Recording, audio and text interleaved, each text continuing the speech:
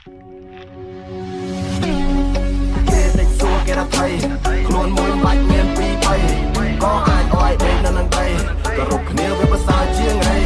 តែស្គាល់កុំធ្វើដូចចិត្តស្និទ្ធកុំអោយទ្រាំមិនបានទាន់ខ្ញុំនៅអាណិតចង់ខ្លាំងជាមួយខ្ញុំតតែខ្លាំងក្នុងជីវិតត្រឹមអាក្មេងដេកផ្ទះមិនចាំបាច់ប្រាកពិត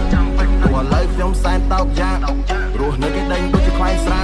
ព្រោះជីវិតតតែយើងហ៊ានសាបើមិនហ៊ានអាចបាច់សពសា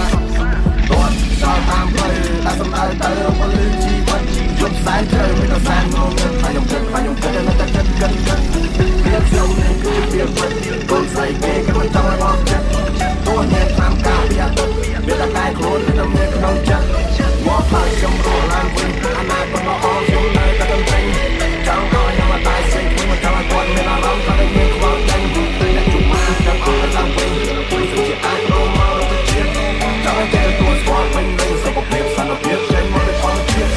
មានខ្លាំងគឺវាមិនបានការ